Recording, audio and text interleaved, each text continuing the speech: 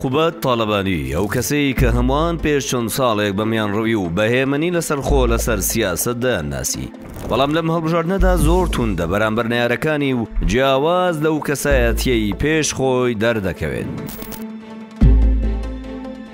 قوبات طالبانی لەم هەڵبژاردنەدا سەرپەرشتیاری بازنەی هەولێری حیزبەکەی پێس پێدراوە. شەو ڕۆژی خستۆتە سەریاک بازنە بە بازنە لە شار و شارۆچکەکانی هەولێر و کادر و ئەندامەکانی بەسەر دەکاتەوە. دەیەوێت دەنگە ناڕازیەکانی حیزبەکەی لە پارێزگای هەولێر ئاش بکاتەوە، ئەنجامێکی دڵخۆشکەر بۆ یەکێتی لەو پارێزگایە تۆمار بکات. بە ئەم ناوچەیە ساوزکەینەوە، دەنگەکانمان کۆ بکەینەوە، دەنگەکانی یەکێتی سوودمەندەکانی خۆمان، کادرەکانی خۆمان کۆ بکەینەوە و دەنگە ڕەسەنەکانی یەکێتیش کۆ بکەینەوە. ئەوانەی کە ناڕازی بوونەوە، ئەوانەی کە لە هەڵبژاردنەکانی ڕابردوو دەنگیان بەلایەنێکی ترداوە، ئەمانش کۆ بکەینەوە.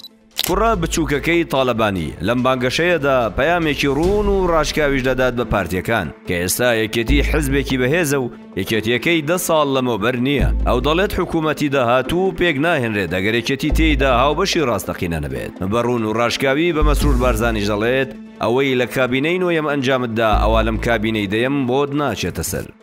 پارتی نەیتوانی بەبێ یەکێتی حکوومەت تەشکیلکە.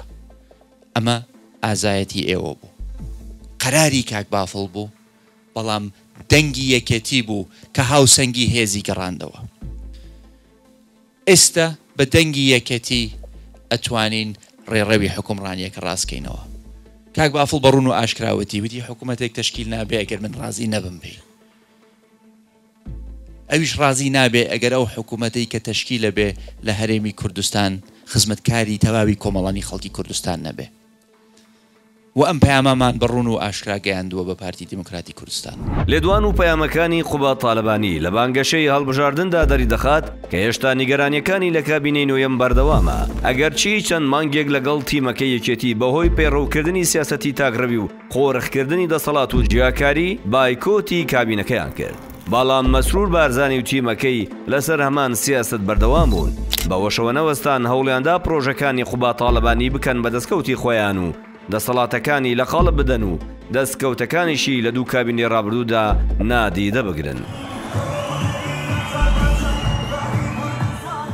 قوبات طالبانی لە ماوەی دوو کابینەدا توانی حکوومەتی هەرێم بکات بە ئەلکترۆنی و شۆڕشێکی گەورەی ریفۆرم و چاکسازی لە ناو دامەزراوەکانی حکوومەتدا بەرپا بکات. قوبات طالبانی کە لە کابینەی هەشتەم وەک جێگری سەرۆک وەزیران سوێندی خوارد و بڕیاریدا حکوومەتی هەرێم بە دامەزراوی بکات و بەرگی حزبی لەبەرداکەنێت، سەرباری هەموو فشارە نێو خۆی و دەرەکیەکان باوەڕی تەواوی هەبوو کە دەبێت لە حکوومەتدا دەوڵەتداری بکەیت نەک حیزبایەتی. کاقوبات بە هەموو معنا کەلیمەیەک دەوڵەتداری کردووە. من دەزانم زەختی لەسەر بووە، زۆر زەختی لەسەر بووە لە زۆر لایەنەوە، بەڵام ئەوەی کە ئەو کردی لەو ماوەیەدا کە من بەبێ مجاملە ئەوە دەڵێم کە وەکو هاوکارێک و برایەک کە پێکەوە ئیشمان کردووە، هەموو هەوڵێکی جدی داوە بۆ ئەوەی کوردستان لە کارەکانیدا بە موئەسسەساتی بێت. حوڵی داوە چاکسازی درست لەم وڵاتەدا ئەنجام بداتن و چاکسازی بکرێتن.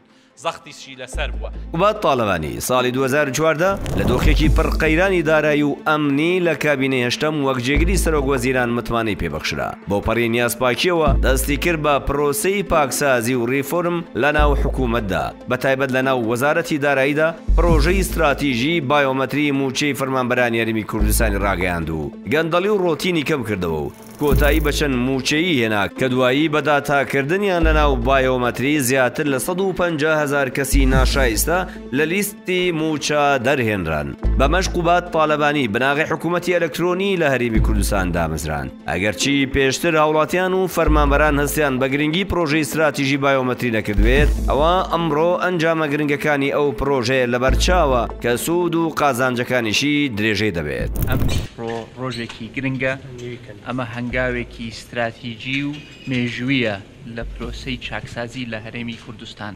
ئێمە چەند مانگێکە باسی دیاردەی دوو موچەی و سێ موچەی یەکرێ لە هەرێمی کوردستان. ئەمڕۆ دەستمان کرد بەو هەنگاوە گرنگە بۆ نەهێشتنی ئەو دیاردەیە. جامی ئەم پرۆسەیە چییە؟ ئێمە لەم پرۆسەیەدا بۆمان دەرەکەوێت کێ موچەخۆری ڕاستەقینەی حکوومەتی هەرێمی کوردستانە.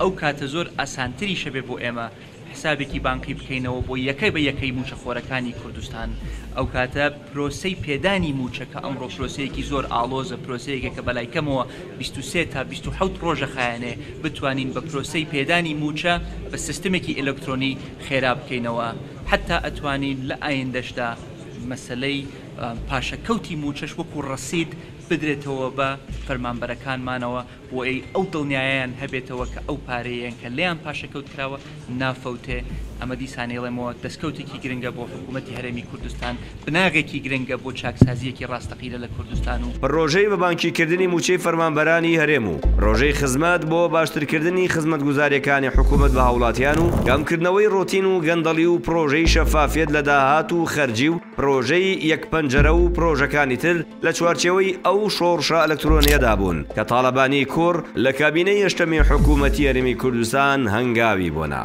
کاقوبات دەورێکی زۆر گرنگی بینی لەو چاکسازیانەی کە ئێمە لە حکوومەتی هەرێمی کوردستان ئەنجام ماندا چ لە ڕووی شەفافیت لە مەسلەی نەوت چ لە مەسلەی بایۆمەتری چ لە ئەو ڕێفۆرمانەی کە ئێمە لە وەزارەتی مالیە کردومانە دەستی دیارە جێپەنجەی دیارە.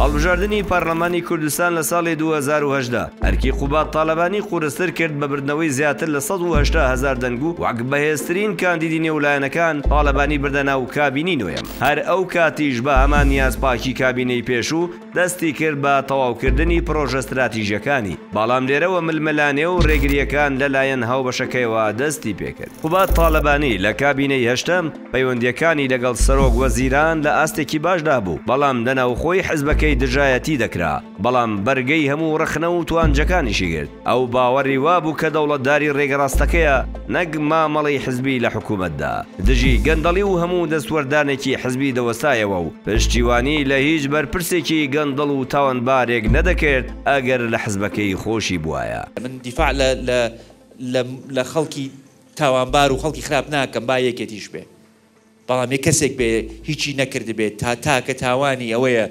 یەکێتیە دیفاعی لەکەم وە سلمان دوشمانە. لە کابینەی نوێم دۆخەکە پێچەوە نەبووەوە تا ڕادەیەک دژایەتی حیزبیەکان کەم بوونەوە. قوبات تاالبانی ویستی لەم کابینێدا بێ جیاکاری خزمەتی هەوڵاتیانی هەرێم بکات. هاو نیشتیمانیانی بەڕێز ئەم کاتتان باش خۆشحاڵم کە پێتان ڕابگەێنم کە بودجەی 2021 عێراق لەلایەن ئەنجومەنی نوێنەرانی عێراقەوە پەسەند کرا.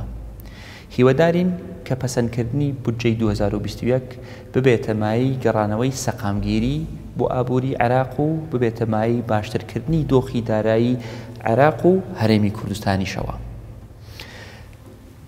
ئەم پرۆژە یاسایی کە پەسەند کرا دەرەنجامی گفتوگۆیەکی دوور و درێژ بوو بەڵام هاوبەشەکانی کەوتنە ڕێگریکردن و لەمپەر دروستکردن و لە قاڵبدانی دەسەڵاتەکانی هەر ئەوەش بۆ چەند بانگی قوبات تاالبانی تووڕە کرد و لەگەڵ تیمەکەی بایکۆتی کابینەکەیان کرد. مەسرور بارزانی و تیمەکەی بە سوود وەرگرتن لە بایۆمەتری و پرۆژەکانی تری قوبات تاالبانی لە کابینەی هەشتەم پرۆژەی بە بانکیکردنی موچەیان گۆڕی بۆ پرۆژەی هەژماری من کە ئەمە ژێکێتی و قوبات تاالبانی نیگەران کرد لە شێوازی جێبەجێکردنی پرۆژەکە. هاوکات پرۆژەی خزمەتی ژیان خاو کردەوە و پرۆژەیەکی هاوشێوەیان دەست پێ کرد بە ناوی KRD پاس جیاکاریەکی زۆریش کرا لە ئەنجامدانی پرۆژە خزمەتگوزاریەکان لە نێوان زۆنی سەوز و زەرد کە ئێستا لەم هەڵبژاردنەدا بۆ ڕاکێشانی سۆزی دەنگدەران وەک بانگەشەی هەڵبژاردن بۆ حیزبەکەی بەکاری دەهێنن لە کاتێکدا کابینەکەی مەسرور بارزانی بەتەنیاهی پارتی نەبوو.